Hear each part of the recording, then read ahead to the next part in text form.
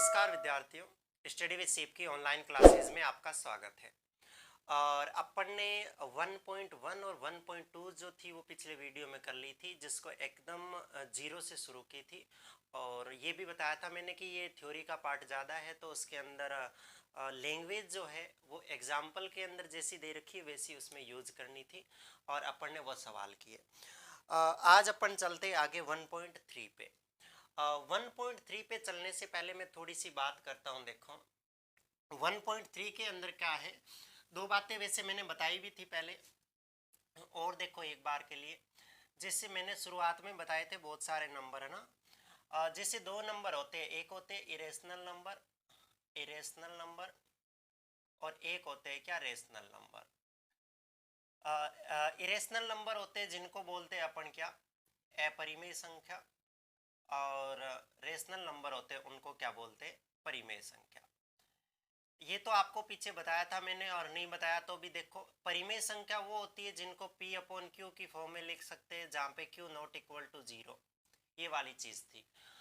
Second जो अपरिमेय होती है जिनको p अपॉन क्यू की फॉर्म में नहीं लिख सकते, जैसे मैंने बताया था कि रूट वाली जितनी भी संख्या होती है, √2 है, √3 है, √4 है, √5 है, सॉरी √4 तो परिमेय आ जाएगी, √5 है, √6 है, ये सारी की सारी जो संख्याएं हैं, ये सारी की सारी संख्याएं कौन सी होती है, अपने इरेशनल नंबर होते हैं, अपरिमेय संख्या।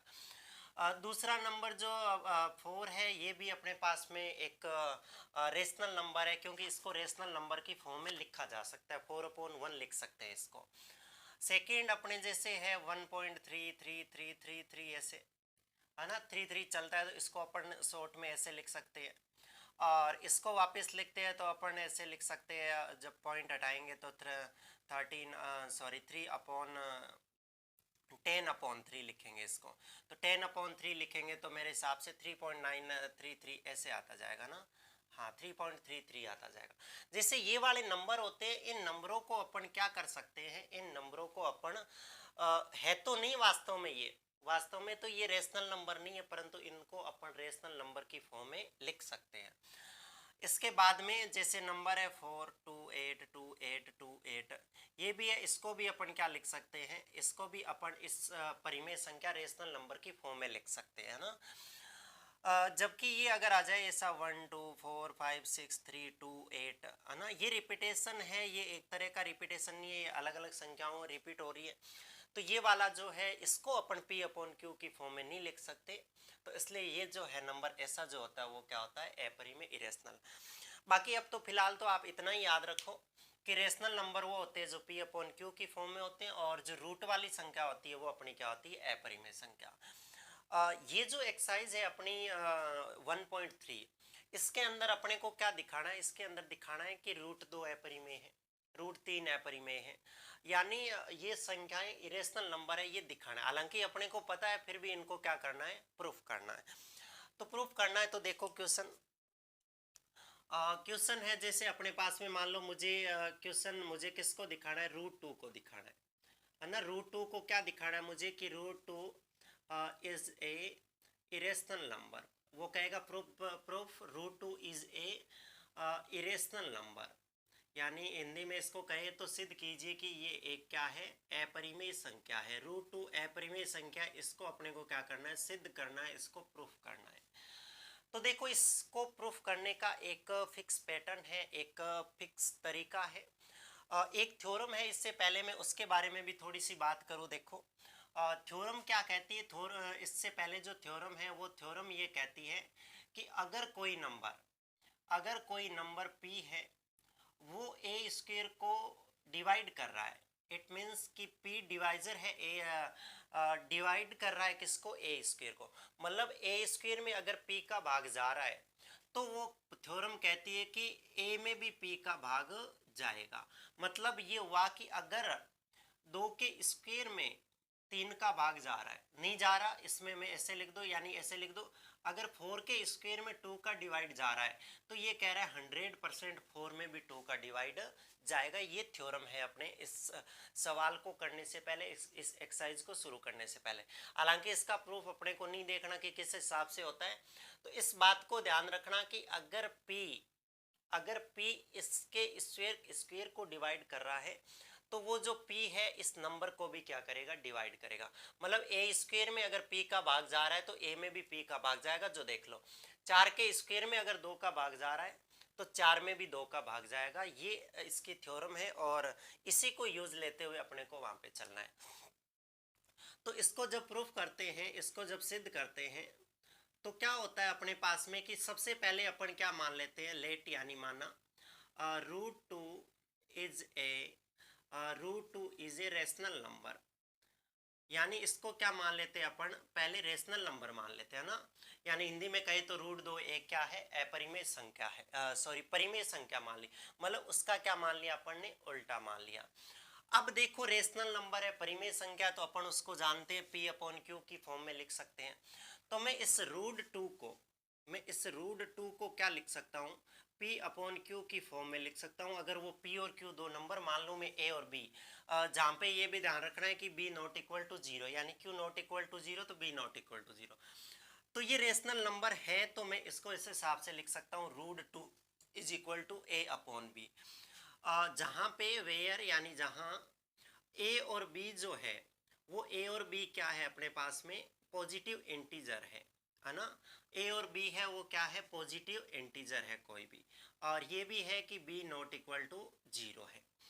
और भी ये ध्यान रखना है कि ये a और b जो है, लेट यानी माना a और b जो है ना, इन a और b का जो कॉमन फैक्टर है, इनका जो कॉमन फैक्टर है, कॉमन फैक्टर का मतलब जानते हो कि जो उभयनिष्ठ गुणनखंड है ना, इनका जो उभयनिष्ठ गुणनखंड है वो कितना है, एक है। गुणनखंड जो है वो कितना है, एक है। इसका उभयनिष्ठ गुणनखंड एक है। मतलब इनका गुणनखंड उभयनिष्ठ नहीं है। ये जिनके गुणनखंड उभयनिष्ठ नहीं होते, एक होता है, वो वाली संख्याएं हैं, वो क्या कहलाती है, सहअभाज्य संख्या कहलाती है। मतलब सहअभाज्य संख्याएं वो होती है जिनका एचसीएफ एक आए। ये बात तो आप जानते होंगे, ये सारी इसमें लिखनी जरूरी नहीं है। परंतु ए और बी ऐसे दो नंबर हैं जो को प्राइम है। सहअभाज्य मतलब इंग्लिश में इसको क्या बोलते हैं, को प्राइम नंबर बोलते हैं, है ना। को प्राइम नंबर है ये। को प्राइम नंबर वो होते हैं दो जोड़े के रूप में होते हैं, जैसे 6 और हो जाएगा अपने क्या, 6 और मैं लिख दूं यहाँ पे 6 और 4 इसमें तो आ जाएगा। मैं इसमें लिख दूं क्या, इसमें लिख दूं मैं 9 और 10। अगर ये दो नंबर लिख दूं तो इन दोनों नंबरों के अगर मैं है ना गुणनखंड करूं, इसके आ जाएंगे 3 इंटू 3 और इसके आ जाएंगे 2 इंटू 5। देखिए इन दोनों का कोई भी कॉमन अपने पास में फैक्टर नहीं है, कॉमन गुणनखंड नहीं है। तो ये दो संख्याएं a और b इस हिसाब की है कि इन दोनों के अंदर कोई भी कॉमन फैक्टर नहीं है। इनका अगर अपन पीछे सीखा था, अगर एचसीएफ लेंगे तो इसका एचसीएफ हमेशा कितना आएगा, 1 आएगा। तो इस बात को थोड़ा ध्यान में रखना। क्या ध्यान में रखना है कि a और b है, उसका कॉमन फैक्टर है वो 1 है। ये वाली सहअभाज्य संख्या, ठीक है। अब मैं यहाँ से क्या करता हूँ, ये जो इक्वेशन है इसका क्या करता हूँ, स्क्वेयर। ऐसे लिख दो मैं square by equation 1, by equation 1, यानी एक नंबर जो ये इक्वेशन लगा दो इसका मैं क्या कर दूँ, स्क्वेयर कर दूँ। इसका स्क्वेयर कर दो तो देखो रूट 2 का स्क्वेयर तो 2 हो जाएगा, a का स्क्वेयर होगा वो क्या हो जाएगा, a स्क्वेयर, और b का स्क्वेयर हो जाएगा b स्क्वेयर। इतनी सी बात तो समझ में आ रही है। मैं इस b स्क्वेयर को अगर उधर भेज दूं और इसको a को इधर गुणा करवा दूं तो यहाँ पे लिख दूं मैं, यहाँ पे आएगा क्या, यहाँ पे आएगा कि a square is equal to 2b square. इसको थोड़ा सा ध्यान रखना है आपको कि a square equal to 2b square, ये उधर मल्टीप्लाई में जाएगा तो 2b स्क्वेयर हो जाएगा, a स्क्वेयर इक्वल टू। ध्यान इसमें क्या रखना है आपको, ध्यान ये रखना है कि अगर मैं इस दो को मैं एक बार के लिए इसके डिवाइड में भेज दूं, इस दो को अगर उसके डिवाइड में भेज दूं तो इसका मतलब ये हुआ कि a स्क्वेयर में 2 का भाग जा रहा है, मतलब a स्क्वेयर 2 से डिवाइड हो रहा है। तो मैं ये भी कह सकता हूं कि a भी 2 से डिवाइड होगा। ये बात तो यहाँ थ्योरम कहती है जो मैंने लिखी थी। अगर p का a स्क्वेयर में भाग जा रहा है तो a में भी p का भाग जाएगा। तो ऐसा मैं यहाँ पे सिर्फ समझने के लिए लिख रहा हूँ, ये तो ये पढ़ा एक बार के लिए। तो मैं यहाँ क्या बात लिख सकता हूँ, मैं ये लिख सकता हूँ कि है ना, ऐसे लिखूं, हिंदी में लिख दूं मैं, a स्क्वेयर 2 से भाज्य है a स्क्वेयर 2 से भाज्य, यानी ऐसे लिख दें 2 divided by a square. 2 a square 2 से भाज्य है, अतः ए भी 2 से भाज्य होगा, अतः ए भी 2 से भाज्य होगा। ये बात तो अपने को थ्योरम से पता है, और नहीं तो अपन थ्योरम को इस हिसाब से अप्लाई करके भी देख लेंगे। मतलब ए स्क्वायर में 2 का भाग जा रहा है, या ऐसा कह सकते हैं कि ए स्क्वायर का कोई न कोई एक फैक्टर, एक गुणनखंड होगा, वो 2 है, तो फिर ए में भी 2 का भाग जाएगा, ये फिक्स है। अब ए में 2 का भाग जाएगा मतलब ए, ये जो 2 है, ये 2 है, ये उसका कोई गुणनखंड है, इसलिए मैं ऐसे मान सकता हूं, ऐसे मान सकता हूं कि a बराबर 2c, मतलब एक का एक फैक्टर तो 2 है, पर उसके आगे भी तो फैक्टर हो सकते हैं, क्योंकि ए स्क्वायर में 2 का भाग जा रहा है, तो ए स्क्वायर तो ये संख्या ऐसी भी हो सकती है, ए स्क्वायर मतलब 16 भी हो सकता है यहाँ पे। तो a इक्वल टू 2c मान लिया कि एक तो a का फैक्टर 2 होगा, यहां से पता चल गया अपने को, पर एक और भी होगा, 2 होंगे, 4 होंगे, मैंने उस संख्या को क्या लिख दिया, पीछे बच्ची, उसको c लिख दिया। अब अपन वापस और क्या करते हैं, दोनों साइड स्क्वायर करते हैं, है ना, बोथ साइड क्या कर देते हैं, स्क्वायर कर देते हैं। बोथ साइड स्क्वायर करेंगे तो यहाँ से क्या आएगा, देखो ए स्क्वायर इक्वल टू क्या आ जाएगा, 4c square, A square equal to 4c square आ जाएगा।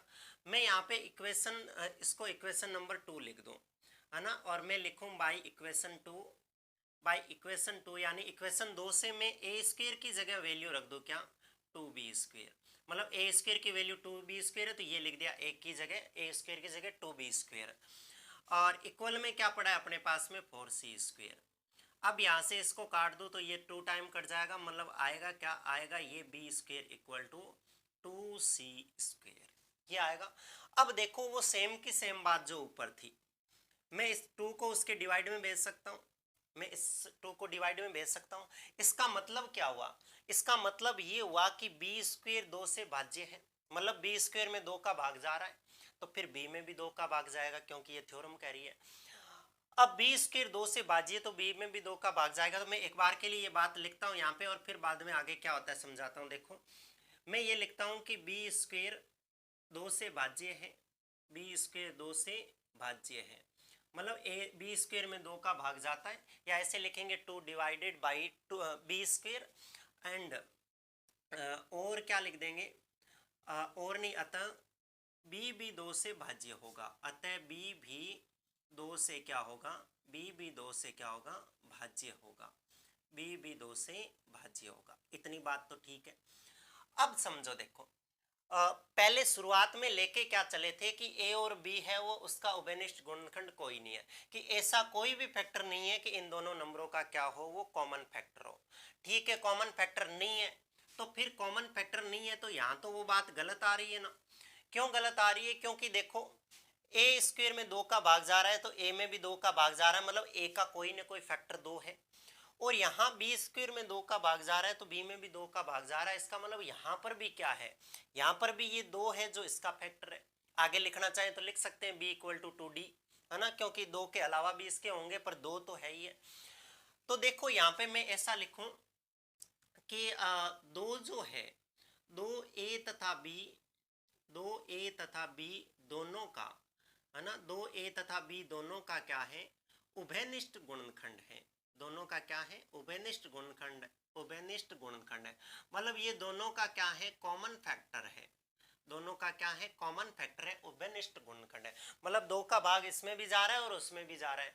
पर शुरू में जब माना था तो अपन ने ये माना था कि ये दोनों है वो पहले रेशनल नंबर है, रेशनल नंबर है तो इन दोनों का कोई कॉमन फैक्टर नहीं होगा, तो फिर कॉमन फैक्टर नहीं होगा, यहाँ पे कॉमन फैक्टर आ रहा है, तो क्या लिख देंगे कि a 2 और 3 से भाज्य, अतः क्या लिख देंगे, यानी इसके कॉमन फैक्टर है अतः, अतः ये लिख देंगे कि, है ना, क्या लिख देंगे कि हमारी जो मान्यता है या हमारा जो अजम्पशन है, ऐसे लिख दो, हमारी मान्यता जो अपन ने पहले मान रखा, अतः हमारी मान्यता क्या है, गलत है, या हमारा जो माना हुआ है वो विरोधाभास है, उल्टा है, क्योंकि अपन उभयनिष्ठ गुणनखंड लेके चले थे, एक यहाँ आ गया 2, तो इसका मतलब ये अतः हमारी मान्यता गलत है, या हमारा जो अजम्पशन है वो गलत है, इसलिए अजम्पशन गलत है, इसलिए रूट 2 एक क्या होगी, इसलिए रूट 2 एक क्या होगी, परिमेय संख्या, सॉरी रूट 2 एक क्या होगी, इरेशनल नंबर होगी, परिमेय अपरिमेय संख्या होगी,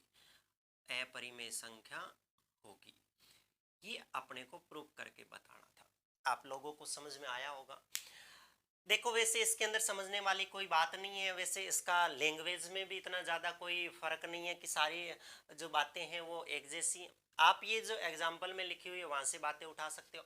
बात मेन समझनी है आपको। बात मेन क्या समझनी है कि इसको करने का प्रोसेस क्या है उसको समझना है। कि अपन ने ना क्या किया कि जो नंबर दे रखा था उसको रेशनल लिख लिया। रेशनल लिख लिया तो 100% उसको P अपॉन Q की फॉर्म में लिख सकते हैं, A अपॉन B के रूप में। फिर A अपॉन बी लिख सकते हैं, तो फिर अपन ने ये लिख ही दिया इसको A अपॉन बी के फॉर्म में। पर शुरू में ये लेके चलते हैं कि A अपॉन बी जब करते हैं ना, जब रेशनल नंबर बनाते हैं तो इनके उभयनिष्ठ गुणनखंड नहीं होते, कॉमन फैक्टर नहीं होते। अगर अपन 6 अपॉन अगर 10 बना भी लेते हैं ना, तो 6 का 2 into 3 होता है फैक्टर, और इसका क्या होता है 2 into 5 होता है। तो ये 5 से 5 कैंसिल हो जाता है, 3/5। वास्तव में इसकी जो रेशनल नंबर है वो ये वाला है। तो इसका मतलब इनके कोई भी कॉमन फैक्टर नहीं होते, वहां पे कॉमन फैक्टर नहीं होते। तो फिर अपन ये लेके चले, इसका स्क्वायर किया, यहाँ पे वो थ्योरम अप्लाई की कि ए स्क्वायर में तो 2 का भाग देंगे तो जाएगा, तो फिर ए में भी जाएगा। इसका मतलब 2 जो है वो ए का फैक्टर है, गुणनखंड है। गुणनखंड है तो अपन ऐसे मान सकते हैं कि 2 के अलावा और भी तो गुणनखंड हो सकता है, तो 2 इंटू कुछ लिख दिया अपन ने। फिर स्क्वायर किया, यहाँ से वैल्यू रखी, तो अपने पास फिर आया कि बी स्क्वायर 2 से डिवाइड है। तो फिर अपन ने देखा कि बी स्क्वायर है, तो फिर 100% बी भी होगा।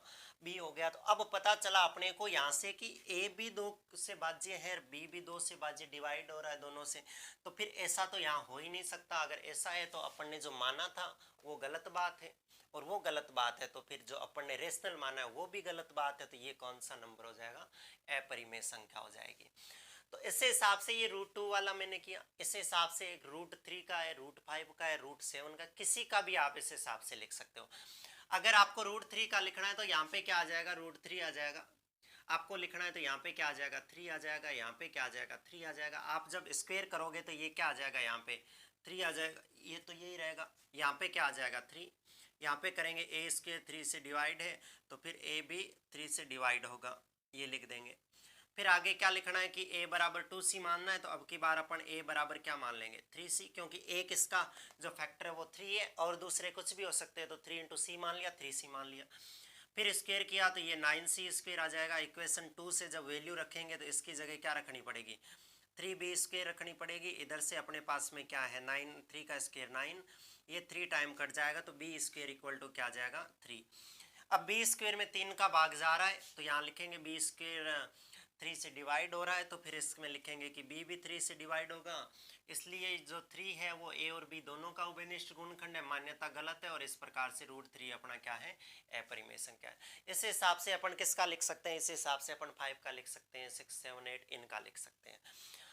पर ये शर्त होनी चाहिए कि वो केवल और केवल नंबर कैसा होना चाहिए, रूट वाला नंबर होना चाहिए। √5 है, √7 है ना, √3 है, √2 है, √11 है, ये वाले नंबर है। इनको अपन किसी को भी इस हिसाब से लिख सकते हैं।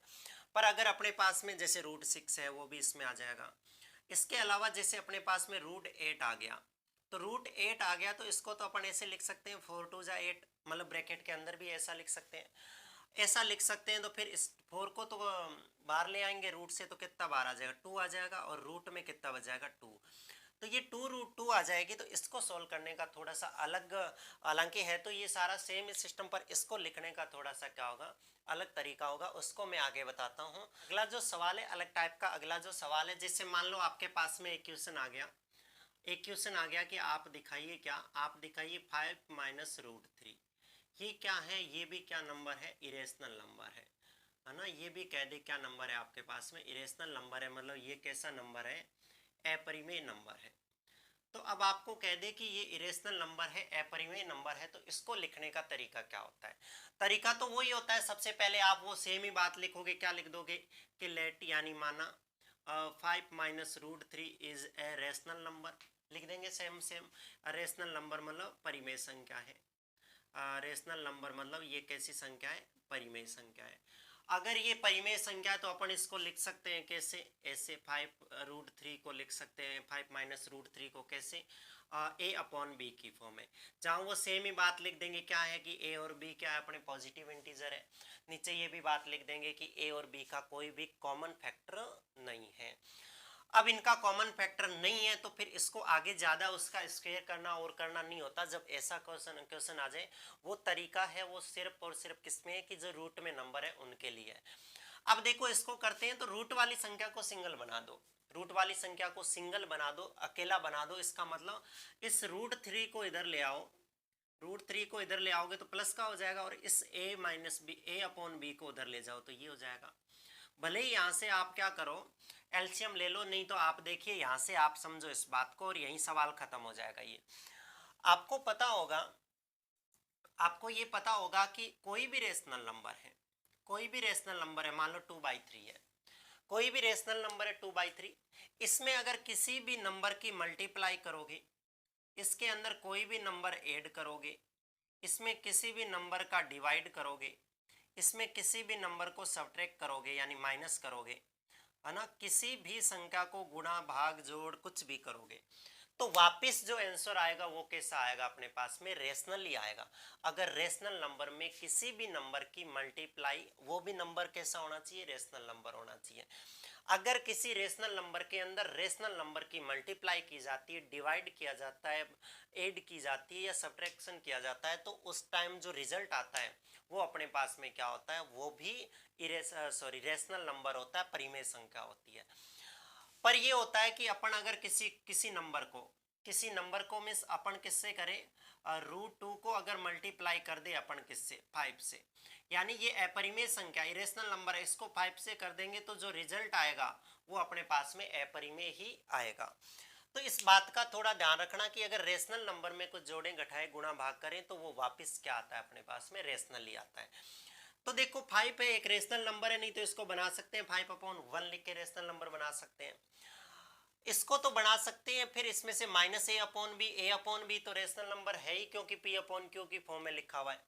तो अपन यहाँ लिखेंगे कि 5 -a/b, यानी ये नंबर है, ये तो क्या है, ये नंबर है, ये तो क्या है, ये तो रेशनल नंबर है ना, ये तो क्या है, रेशनल नंबर है, मतलब ये तो क्या है, परिमेय संख्या है।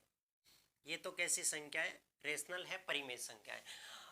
परंतु वहां पे लिखना है कि वी नाउ डेट, यानी हम जानते हैं, वी नाउ डेट कि √3 is a irrational number, √3 is a irrational number, यानी √3 है वो कैसा नंबर है अपने पास में, √3 है वो क्या है अपने पास में, इरेशनल नंबर है। तो फिर देखिए यहाँ पे जो ये क्या कह रहा है इक्वेशन के अंदर, यहाँ पे ये कह रहा है कि ये तो रेशनल है, क्योंकि रेशनल में से कुछ माइनस हो रहा है तो 100% ये रेशनल होगा, ये रेशनल है। पर ये जानते हैं अपन √3 क्या है, एक इरेशनल नंबर है, क्योंकि अभी प्रूफ किया था अपन ने थोड़ी देर पहले। तो क्या कभी एक रेशनल नंबर और इरेशनल नंबर बराबर हो सकता है क्या, कभी भी √2 और 2 इक्वल हो सकता है क्या, या √ और 5 इक्वल हो सकते क्या, नहीं हो सकते। अगर इसको देखें तो √2 की 141 होती है, ये 2 है, इक्वल कैसे होंगे कभी भी। अगर रेशनल और इरेशनल अगर नंबर बराबर होते हैं तो फिर उसको रेशनल इरेशनल में डिवाइड करने का क्या मतलब था। देखो किसी रेशनल नंबर में से रेशनल नंबर को माइनस कर रहे हैं, रिजल्ट रेशनल आएगा, मतलब ये वाला पार्ट रेशनल नंबर का है। पर ये जानते हैं इसका जो रिजल्ट आ रहा है वो कैसा आ रहा है, उसका रिजल्ट आ रहा है वो इरेशनल आ रहा है। तो कभी भी रेशनल नंबर में कुछ भी ऐड घटाओ जोड़ बाकी कर दो, उसका आंसर आएगा वो कभी भी इरेशनल नंबर नहीं बनेगा। तो इसका मतलब यहाँ पे आंसर आएगा वो कैसा आएगा, रेशनली आएगा। तो इस हिसाब से अपन कह सकते हैं कि ये वाला तो रेशनल है, परंतु ये वाला क्या है अपने पास में, इरेशनल नंबर है।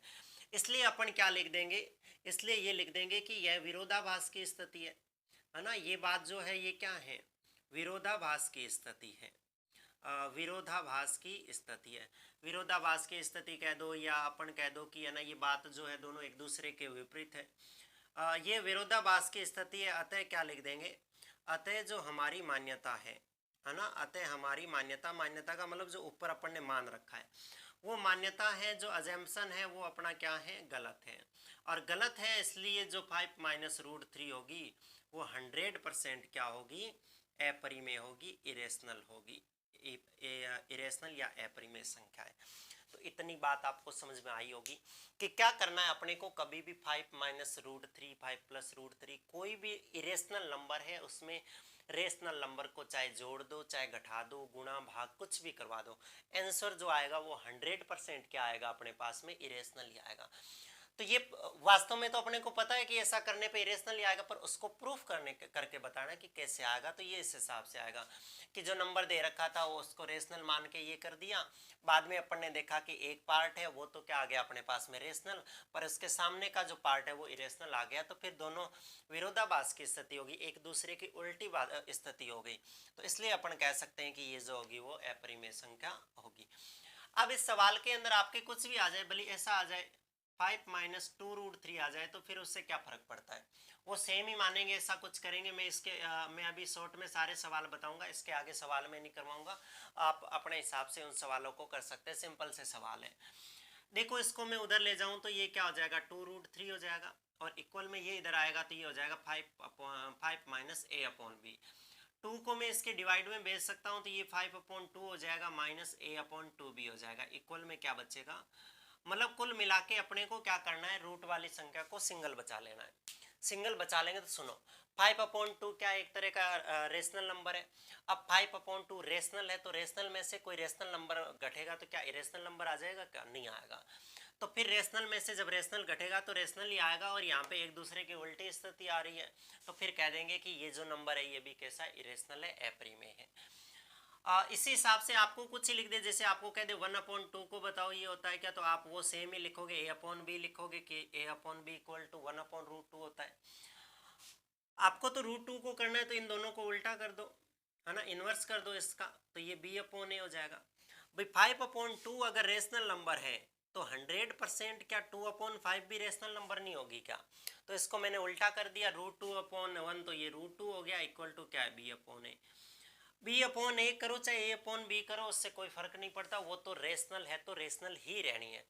तो देखो b/a तो यहाँ पे रेशनल है, पर हम जानते हैं कि √2 तो क्या है इरेशनल नंबर है, तो फिर ये भी किसकी स्थिति बन रही है, एक दूसरे में कॉन्ट्रोडिक्शन उत्पन्न करने की स्थिति बन रही है, एक दूसरे में विस्थापन विरोधाभास उत्पन्न करने की स्थिति बन रही है। इसलिए ये क्या हो जाएगा अपने पास में, ये हो जाएगा कि ये दोनों विरोधाभास वाली स्थिति, ये भी क्या हो जाएगी, संख्या दे रखी है वो अपरिमेय, ये भी क्या हो जाएगी, अपरिमेय हो जाएगी।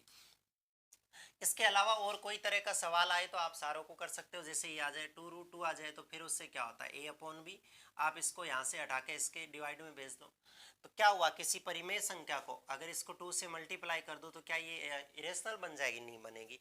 ये भी एक तरह की क्या रेशनल है, पर सामने इरेशनल है, तो फिर इस हिसाब से ये क्या हो जाएगी, जो पहले लेके चलना है अपने को कि परिमेय है, बाद में आगे ले जाके उसको क्या कर देना है, गलत बता देना है। बता क्या देना, वास्तव में गलत है ये चीज़, क्योंकि एक रेशनल एक इरेशनल कभी बराबर नहीं हो सकती, और बराबर नहीं हो सकती तो ये क्या हो जाएगी, अपरिमेय संख्या। तो ये जो सवाल थे 1.3 के अंदर, इतने ही सवाल थे 1.3 के, और वो मैंने करवा दिए। अब आप इनके किताब में जितने भी सवाल है, 3-4 सवाल होंगे शायद आपके, तो वो सवाल आप खुद करना। आगे चलते हैं अपन और आगे देखते हैं कि एक्सरसाइज 1.4 के अंदर क्या है, क्योंकि 1.4 जो एक्सरसाइज है थोड़ी सी है, वो लास्ट एंड पॉइंट है इस एक्सरसाइज का। तो अभी अपन चलते हैं 1.4 पे। हाँ, तो अब देखिए 1.4 के अंदर क्या है। 1.4 जो एक्सरसाइज है उसके अंदर क्या है, 1.4 के अंदर है, देखो आपको एक तो बताना है कि जो अपने को दे रखा होगा परिमेय संख्या, जो परिमेय संख्या दे रखी होगी उसको क्या बताना है कि वो जो परिमेय संख्या यानी जो p/q वाली है वो शांत है या अशांत आवर्ती वाली है, शांत है या अशांत आवर्ती वाली है, शांत या अशांत आवर्ती वाली बतानी है अपने को। शांत को इंग्लिश में बोलते हैं क्या, टर्मिनेटिंग, और अशांत को बोलते हैं क्या, नॉन टर्मिनेटिंग। मतलब ये बताना है कि वो टर्मिनेटिंग वाली परिमेय संख्या या नॉन टर्मिनेटिंग, मतलब क्या शांत वाली, तो मतलब जैसे क्या होता है, मैं इनका मतलब बताता हूँ। शांत वाली का मतलब तो जो जिनका सेंसफल क्या हो जाए, 0 आ जाए, पर जो अशांत होती है उनका सेंसफल कभी भी 0, सेंसफल में रिमाइंडर जो होता है वो 0 नहीं आता। जैसे मैं थोड़ी सी बात करता हूँ इनके बारे में, थोड़ी सी बात करता हूँ। जैसे मान लो एक नंबर लेता हूँ 0.375, 0.375 है, आपको पता होगा ये खत्म हो गया यहाँ पे, इसके आगे इसका डिवाइड नहीं जाएगा, इसका आंसर आएगा वो 0.375 आएगा। ये आएगा तो देखिए इसको थोड़ा सा मैं आगे लिखता हूँ, तो इसको 0 पॉइंट जब हटा दूंगा, इसका पॉइंट जब हटा दूंगा तो आपको पता होगा पॉइंट हटाते हैं तो नीचे 1000 लग जाएगा। तो इसको 375 अपॉन में क्या लिख सकते हैं, 10 की पावर 3 लिख दूं, क्योंकि 3 टाइम है तो 10 की पावर 3 लिख दूं। अगर मैं ऐसा ही बात करूं, मेरे पास में 0.14 है, तो मैं इसको यहाँ से पॉइंट हटा के 10 की पावर 3 लिख सकता हूँ, इसको 104 अपॉन में क्या लिख सकता हूँ, 1000। अब देखिए ये तो लिख सकता हूँ और इसको 10 की पावर 3 भी लिख सकता हूँ ऐसे। मतलब होता क्या है कि ऐसे प्राइम नंबर, यानी ऐसे प्राइम नंबर जिनके जो हर होते हैं, जिसका डिवाइड करना होता है, उसको 10 की फॉर्म में लिख सकते हैं, मतलब 10 की पावर के रूप में अगर लिख सकते हैं उसको, तो उसको अपन क्या बोलते हैं, शांत। और अगर इसको आगे करें तो इसके फैक्टर करें, इसके फैक्टर करें तो देखो क्या हो जाएगा, 3 से पहले मैं इसके फैक्टर करूं तो इसका फैक्टर अगर करूं 3, 3 इसका फैक्टर करूं तो देखो 3 से डिवाइड जाएगा तो बचेगा 1, 3 2 जा 6 और 3 5 जा, और फिर 5 टाइम क्या हो जाएगा, 5 5 5, है ना। ये हो जाएगा मेरे हिसाब से, आप एक बार इसके फैक्टर चेक कर लेना, यानी इसके जब फैक्टर करेंगे तो ये हो जाएंगे, और अपॉन में इसके जब फैक्टर करेंगे तो 10 को मैं ऐसे लिख सकता हूँ 2 इंटू 5 की पावर 3, और ये पावर आपको पता होगा अंदर भी अलग अलग सारों पे लगती है, तो मैं डायरेक्ट ऐसे लगा दूँ 2 की पावर 3 और 5 की पावर भी 3, ऐसा होता है, ये पावर का रूल है। अब देखो 5 की पावर 3, ऊपर भी 5 की पावर 3, नीचे भी 5 की पावर 3, कट जाएगा ना, बचेगा क्या अपने पास में, 3/2 की पावर 3 बचेगा। ठीक है, इसको अगर करता हूं तो देखो पहले 2 से इसको इसके फैक्टर करूं तो आएगा 5 और 2, है ना, 5 और 2, फिर इसके 2 से करेंगे तो 26, फिर 2 से करेंगे तो 13, और फिर 13 हो जाएगा, अपॉन में क्या आ जाएगा, 10 की पावर 3 है तो इसको 2 की पावर 3 और 5 की पावर 3 लिख सकता हूँ।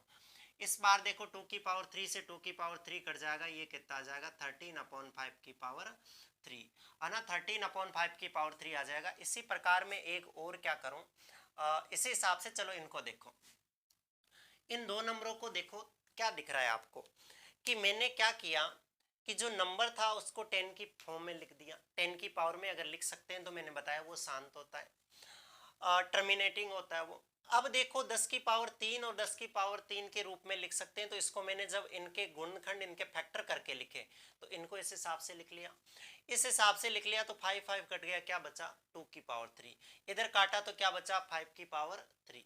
इसका मतलब क्या हुआ, इसका मतलब ये हुआ कि कोई भी नंबर है जिसका डिवाइड कर रहे हैं, मतलब ये P/Q के फॉर्म में होती है, और अगर Q क्या आ जाए, अगर Q किसी भी प्राइम नंबर का Q क्या आ जाए, Q ऐसा आ जाए 2 और 5 के फॉर्म में, यानी 2 की कुछ भी पावर हो सकती है, 5 की कुछ भी पावर हो सकती है, या तो ये दोनों आ जाए Q की जगह, है ना, Q जो नीचे वाला नंबर होता है उसकी जगह, या तो ये दोनों ही आ जाए, जैसे यहाँ आ रहा है 2 की पावर 3 5 की पावर 3, 2 और 5 कुछ भी पावर आ जाए इनकी, या क्या आ जाए 2 ही आ जाए केवल, तो भी वो क्या हो जाएगा, शांत हो जाएगा, और अगर 5 की पावर n भी आ जाएंगी तो भी शांत हो जाएगा। तो इसका मतलब क्या हुआ, इसका मतलब ये हुआ, इसका मतलब ये हुआ कि अपन क्या कर सकते हैं, यदि किसी नंबर के Q को 2 की पावर n और 5 की पावर n के फॉर्म में अगर लिख सकते हैं, तो वो वाला जो नंबर होता है पूरा का पूरा, वो कैसा होता है, शांत होता है। पहली बात तो इसको ध्यान में रखना। तो देखो पहले वाला जो 0.375 है वो शांत है, और दूसरा है वो भी क्या है, शांत है। जैसे आपको तो क्वेश्चन में दे देगा कि आपको डिवाइड नहीं करना है, डिवाइड वाला जो लंबा प्रोसेस है, विभाजन वाली जो लंबी प्रक्रिया, उसको नहीं अपनाना है और सीधा बताना है। जैसे आपको कह दिया 3/8 है, इस 3/8 को बताइए ये शांत है या अशांत आवृत्ति वाला है, मतलब टर्मिनेटिंग है या नॉन टर्मिनेटिंग रिपीटिंग है। तो देखो इसको बताने तो आपको सबसे पहले फैक्टर करने हैं क्यू के, तो फैक्टर करोगे तो आपको पता होगा 8 के फैक्टर 2 इंटू 2 होंगे, तो फिर ये हो जाएगा 3/2 की पावर क्या हो जाएगा, 3। अब देखो 2 की पावर 3 के फॉर्म में आ गया ये, तो अगर अकेला ही आ जाए 2 की पावर m के फॉर्म का तो भी कह देंगे शांत है, इसका मतलब यहाँ पे कह देंगे 3/8 क्या है, शांत है।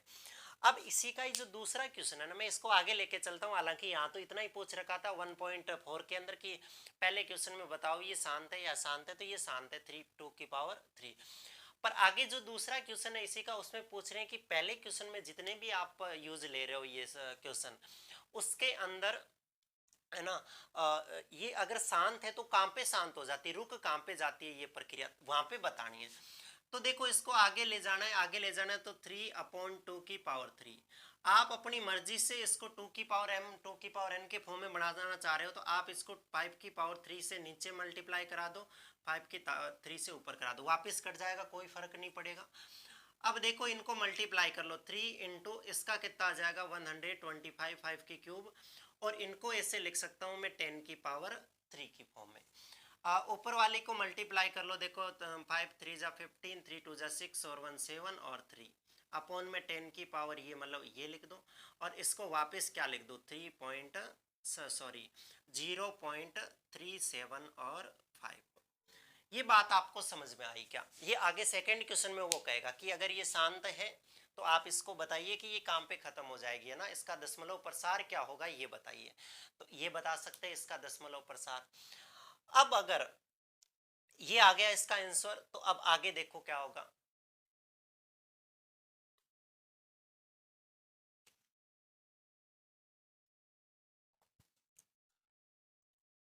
अब आगे देखो अपने, जैसे मैं एक नंबर और लिख दूं, एक नंबर लिख दूं मैं 13/125।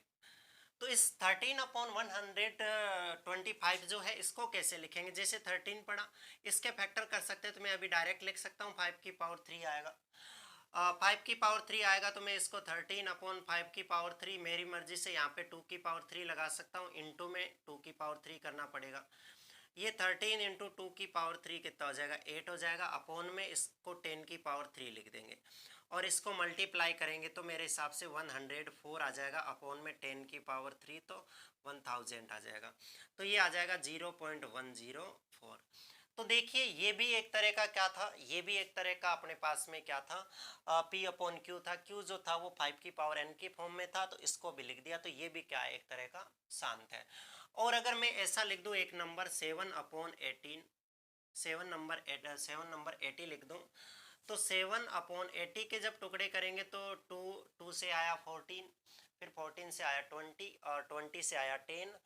मेरे हिसाब से देखो एक बार लिख दो, 2 से 14 40, 2 से 20, 2 से 10, 2 से 5 और 5, यही आएगा मेरे हिसाब से, 5 2 जा 10 और 8, ठीक है। तो इसको ऐसे लिख सकते हैं 2 की पावर 3 इंटू 5 की पावर 1 लिख सकते हैं ऐसा। मतलब ये 2 और 5 की फॉर्म में है, इसको 10 की फॉर्म में लिख सकते हैं, इसका मतलब ये भी कैसा है अपना शांत है। पर इसको लिखना कैसे, इसका एंड पॉइंट जो आएगा वो कैसा आएगा, दशमलव प्रसार जो आएगा वो क्या आएगा, डेसिमल प्रसार जो आएगा वो क्या आएगा। तो देखो ये 7/2 की पावर 3, पावर दोनों की एक जैसी बनानी, इसकी 3 है तो इसकी भी 3 बनानी है। 5 की पावर 1 तो पड़ी है, अगर 5 की पावर 2 की ऊपर नीचे गुणा करवा दूं तो 2 और 1 मिलके 3 हो जाएगा, और ये वापस कट भी जाएंगे, कोई फर्क नहीं पड़ेगा। तो इसको तो लिख सकता हूँ 7 इंटू 5 की पावर 2 25 आ जाएगी, और ये 2 की पावर 3 इंटू 5 की पावर क्या बन जाएगा 3 बन जाएगा। तो इसको तो मल्टीप्लाई कर दो, देखो कितने हो जाएंगे, ये हो जाएंगे 175 मेरे हिसाब से, 175, और ये हो जाएंगे देखो 10 की पावर 3, मतलब डायरेक्ट ऐसा लिख दो ऐसे, और ये जब करेंगे तो ये आ जाएगा 0.175। तो देखो इसको भी अपन ने इस फॉर्म में लिख दिया 10 की पावर 3 के रूप में, और इसको वापस बना दिया 10 की पावर 3 में लिखो, ये कोई ज़रूरी नहीं है, 10 की पावर कुछ भी आ सकती है। पर इन सवालों को करना कैसे, इसको थोड़ा सा समझना। तो मैंने पहले आपके साथ में बात की किसकी, मैंने बात की शांत की, कि शांत वो होगा जिसको अपन 10 की पावर के रूप में लिख सकते हैं। 10 की पावर बोले तो उसको 2 की पावर m और 5 की पावर n में तोड़ सकते हैं। वो सारे के सारे क्या होते हैं, शांत होते हैं। और किस हिसाब से शांत होते हैं, देखो ये नंबर दे रखा है तो उसको चेक कर लिया कैसे शांत है, और अगर ये फ्रैक्शन दे रखी है तो ये चेक कर लिया, अपन ने डिवाइड नहीं किया। नहीं तो अगर इस 3 के अंदर क्या करते, इस 3 के अंदर 8 का डिवाइड करते, जाता नहीं 0.3, 8 3 जा 24 करते, 6 आता, फिर 0 लगाते, ये लगाते 8 7 जा 56, और ये करते तो 4 आता, 0 लगाते 5 टाइम 14। अब पता चलता अच्छा इसका रिमाइंडर 0 बचा है, इसका मतलब ये वाली क्या है, शांत है। पर क्या बताओ, यहाँ देखते ही नहीं बता सकते कि है ना ये शांत है या अशांत है इस प्रोसेस से। और अगर रिमाइंडर 0 है तो वो शांत, और ये कहेगा कि अगर बताओ ये शांत है तो इसको किस हिसाब से लिखेंगे, दशमलव प्रसार में, तो इसको दशमलव प्रसार में लिखने का ये तरीका ऐसे लिखेंगे। ये तो बात हुई इतनी सी किस चीज की अपने, कि शांत क्या होता है। अब अगर मैं ये यही बात करूं अशांत वाली, तो अशांत क्या होता है, सुनना देखना। जैसे मैं 1/7 करूं, 1/7 करूं, एक बार के लिए मैं अगर 1 में डिवाइड करूं 7 का, तो देखो आएगा क्या, 0 पॉइंट आ जाएगा, पहले 10 आ जाएगा, तो 7 1 जा 7, 1 टाइम जाएगा 3, फिर 0 लगा लूंगा तो 7 4 28 बचेगा कितना 2, फिर 0 लगा लूंगा तो 2 टाइम जाएगा, 2 टाइम जाएगा तो क्या बचेगा अपने पास में 14, फिर बचेगा 6, 0 लगा लूँ, ये हो जाएगा 8 7 जा 56, 8 7 जा 56, बचेगा कितना 4 बचेगा, फिर 0 लगा दूँ, फिर 0 लगा दूँ तो देखो बचेगा कितना 7 5 जा 7 5 जा 35, बचेगा 5, 0 लगा दो, फिर 7 7 जा आएगा 49, बचेगा क्या 1, फिर 0 लगा दूँ, आएगा क्या अपने पास में 1 टाइम 4 आएगा, बचेगा कितना अपने पास में, सॉरी 1 नहीं 7 आएगा, बचेगा कितना अपने पास में 3, फिर 0 लगा दूँ, मैं 0 लगा दूँ तो फिर 4 टाइम जाएगा और कितना आ जाएगा 28 आ जाएगा, 2 बचेगा, 0 लगा दूँ, 2 टाइम जाएगा, फिर कितना आ जाएगा अपने पास में 2 टाइम 14 आ जाएगा, 60 आ जाएगा, ये 60 में फिर मेरे हिसाब से 8 टाइम चला जाएगा तो 56 आएगा, और बचेगा कितना 40, और इसके बाद में मेरे हिसाब से ये चला जाएगा 7 टाइम, सॉरी 14 बचेगा क्या ये, हाँ 14 5 टाइम जाएगा, बाद में 5 टाइम जाएगा तो आएगा 35, और फिर बचेगा क्या आगे अपने पास में, आगे बचेगा 5 और 0, तो फिर 5 और 0 हो जाएगा तो अपने पास में 7 टाइम चला जाएगा 49 आएगा, फिर 1 बचेगा 10 आ जाएगा। देखो यहाँ पे जो शुरुआत में रिमाइंडर बचा था, और एक बार और कर दूँ तो आगे 1 टाइम जाएगा और अपने पास में 7 आ जाएगा, यहाँ दिख नहीं रहा तो कोई बात नहीं, मैं ऐसे ही लिख रहा हूँ। लास्ट में रिमाइंडर 3 आया, यहाँ भी रिमाइंडर 3 आया, यहाँ भी रिमाइंडर 3 आया, और यहाँ से देखे तो देखो यहाँ से वापस रिपीटेशन चालू हो गया, यहाँ से वापस रिपीटेशन, मतलब क्या होगा कि इन नंबरों का कभी भी रिमाइंडर है 0 नहीं आएगा, मतलब ये इस हिसाब से क्या होती जाएगी, चलती जाएगी, इस हिसाब से चलती जाएगी, और ये भी नहीं है कि ये है ना आगे जाके कहीं रुक जाए। तो इस प्रकार के जो नंबर होते हैं इनको क्या कहते हैं अपन, अशांत आवर्ती कहते हैं, ये नंबर आगे क्या होते जाएंगे, चलते ही जाएंगे, तो इस प्रकार वाले नंबर है वो क्या कहलाते हैं, अशांत आवर्ती वाले नंबर कहलाते हैं। तो इनका भी ध्यान रखना, ये जो होते हैं इनको अपन परिमेय संख्याओं के रूप में तो लिख सकते हैं ना, इनको तो क्या लिख सकते हैं अपन, परिमेय संख्याओं के रूप में लिख सकते हैं। दूसरी ये भी है कि अपन इसको अगर 1/7 को फैक्टर के रूप में लिखें तो फैक्टर के रूप में ही नहीं लिख सकते। तो आप इससे क्या चीज समझें, आप इससे क्या समझे, ये समझे कि अगर किसी भी P/Q नंबर का Q है वो 2 की पावर m5 की, और मतलब उसके 2 और 5 के फैक्टर कर सकते हैं, तो वो वाली क्या है, शांत है। अगर 2 और 5 के फैक्टर के रूप में नहीं लिख सकते, उसके अलावा भी फैक्टर आ रहा है, तो वो वाला नंबर जो होगा वो क्या हो जाएगा अपने पास में, अशांत हो जाएगा। तो इन चीज़ों को भी थोड़ा ध्यान रखना। अपना जो सवाल है, पहला जो सवाल है वो सारा का सारा इस पे ही है, तो मुझे आगे सवाल कराने की वैसे ज़रूरत नहीं है। जैसे मैं आपको बता दूं, आपके जो सवाल है 1.4 एक्सरसाइज है, उसके अंदर जो सवाल है वो दे रखे हैं, 10 सवाल दे रखे हैं ना, तो 10 सवाल है, तो मेरे हिसाब से ऐसा कोई सवाल नहीं है जो आपसे होगा नहीं, आप इसका बता सकते हो दशमलव प्रसार शांत है या अशांत है। और इसका जो सेकंड क्वेश्चन है उसके अंदर ये पूछ रहा है कि अगर ये है परिमेय संख्याएं शांत, तो उसको आप क्या लिखिए, दशमलव प्रसार में लिखिए, ऐसे लिखना है, लिख दोगे आप, ठीक है। और इसके बाद में जो आगे थर्ड नंबर क्वेश्चन दे रखा है उसको कह रखा है कि आप क्या कीजिए, इनमें से बताइए कि कौन सी संख्या परिमेय है या नहीं है, और परिमेय है तो उसको P/Q की फॉर्म में लिखिए, यानी कोई रेशनल नंबर है या नहीं है, और है तो उसको क्या लिखिए, P/Q के रूप में। जैसे फर्स्ट नंबर क्वेश्चन है आपके 4 3 पॉइंट, यहाँ आपको दिख जाएगा 4 3 पॉइंट 1 2 3 4 5 6 7 8 9, मेरे हिसाब से यहाँ तक है। ये कैसा नंबर है आपको बताना है, शांत है या अशांत है। ये शांत है क्योंकि इसका एंड पॉइंट आ गया, यहाँ के खत्म हो गया ना, इसका रिपीटेशन हो रहा, कुछ ही नहीं हो रहा, इसलिए ये जो नंबर है ये अपने पास में कैसा नंबर है, रेशनल नंबर है। इसको अपन अगर पॉइंट हटाए तो नीचे 10 की पावर कितना 9 है ना, 2 4 6 8 1 9, 10 की पावर 9 लिख सकते हैं, मतलब 2 की पावर 9 इंटू 5 की पावर 9 की फॉर्म में लिख सकते हैं। इसका मतलब ये वाली कैसी नंबर है, परिमेय संख्या है, रेशनल नंबर है, और ये शांत है। अगला जो क्वेश्चन दे रखा है उसमें दे रखा है आपको 0.120 1200 12000 इस टाइप का दे रखा है, और ये आगे बढ़ता ही जा रहा है, डॉट डॉट बना रखे हैं, ये रुकेगा ही नहीं। रुकेगा ही नहीं। तो ये वाला कैसा है, अशांत आवर्ती का है। और रिपीटेशन भी कैसा है, देखो अलग अलग टाइप का, कभी 120 है, कभी 1200 है, इस टाइप का है। तो इनको क्या नहीं कर सकते अपन, इस हिसाब से नहीं लिख सकते।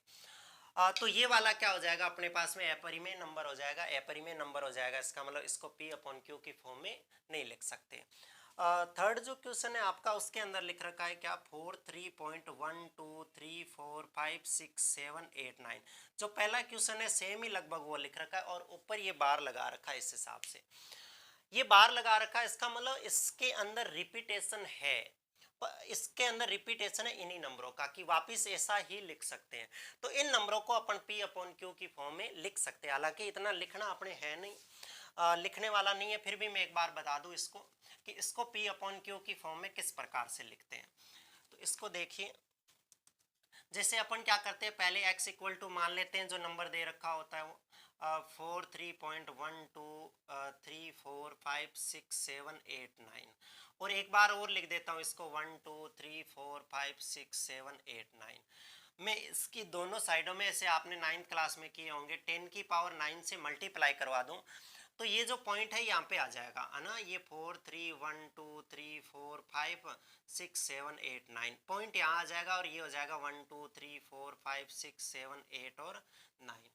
अब ये इक्वेशन मान लो फर्स्ट है, ये इक्वेशन सेकंड है, दोनों को सब्ट्रैक्ट करवा दो, 10 की power 9 minus X is equal to, इसमें से उसको माइनस करवाऊं तो देखो यही लिख दूं, पॉइंट के नीचे आपको पता होगा पॉइंट आएगा, और ये इस हिसाब से आएगा 1 2 3 4 5 6 7। ये आगे ऐसे रिपीट होता जाएगा, कोई फर्क नहीं पड़ेगा। ये तो घटेगा तो 0 आ जाएगा, ये बचेगा। 9 में से 3 गए कितना आया 6, 8 में से 4 गए कितना आया 4, और बाकी सेम बच जाएगा 7 6 5 3। इसको थोड़ा आगे लिख दूँ, 10 की power 9 X minus X is equal to, ये हो जाएगा 4 3 1 2, और बाकी ये हो जाएगा। अब 10 की पावर 3 एक्स कॉमन ले लो, 10 की पावर 9 माइनस 1 होगा, और इधर होगा 4 3 1 2 3 5 6 7 4 6। अब इसमें से इसको माइनस करेंगे तो देखो x के इंटू में मेरे हिसाब से कितनी टाइम आ जाएगा, ये 9 आ जाएगा अपने हिसाब से 8 टाइम, है ना।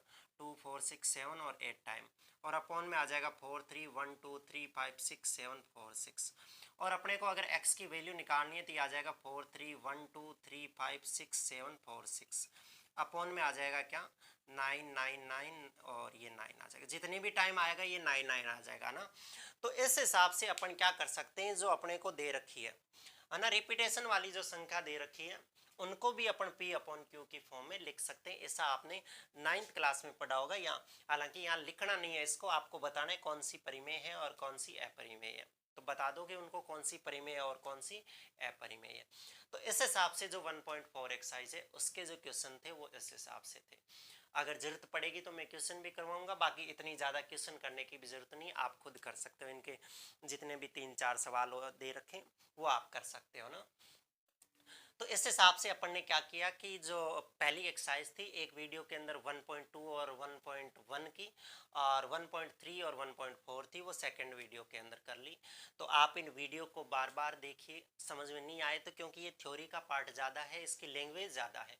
और अच्छा ये रहेगा कि आप क्या कीजिए, बुक की जो थ्योरी लिखी हुई है, ज़्यादातर बच्चों की आदत होती है कि ना अपन थ्योरी नहीं पढ़ते, सीधा क्वेश्चन पे आ जाते हैं, एक्सरसाइज पे आ जाते हैं। परंतु इन सवालों की जो जड़ होती है वो सारी की सारी काम पे लिखी होती है, जो आगे थ्योरी लिखी हुई होती है उसके अंदर। तो आप दूसरी एक्सरसाइजों के तो इतने आगे की थ्योरी पढ़ो या ना पढ़ो, ये जो पहली एक्सरसाइज है इसकी पूरी की पूरी थ्योरी आपको पढ़नी है। पूरी की पूरी थ्योरी पढ़ के आपको आगे के सवाल करने हैं। और मैं जहाँ तक ये कह रहा हूँ कि मैंने हिंदी और इंग्लिश दोनों में कोशिश की है इनको समझाने की। कोई टर्म अगर मैंने हिंदी और इंग्लिश में आगे पीछे यूज कर लिया तो आप उसको थोड़ा देख के सही कर लीजिए। बाकी मेरे हिसाब से ये एकदम जो है वो परफेक्ट है इंग्लिश और हिंदी मीडियम की क्लासों के लिए। तो आप इनको पढ़ते रहिए, आगे भी ऐसी क्लासें आती रहेगी। आप क्लासों को लाइक शेयर कीजिएगा और इस हिसाब से पढ़ाई करते रहिएगा। तो इस साल तो मेरे हिसाब से है ना, आगे कोरोना वाले चक्कर में कोई सिलेबस कटेगा नहीं, कटेगा तो ये सारी की सारी व्यवस्थित जो एक्सरसाइज है वो पड़ी रहेगी। तो आगे अपन दूसरी एक्सरसाइज के साथ में मिलते हैं अगले वीडियो के अंदर। तब तक के लिए धन्यवाद।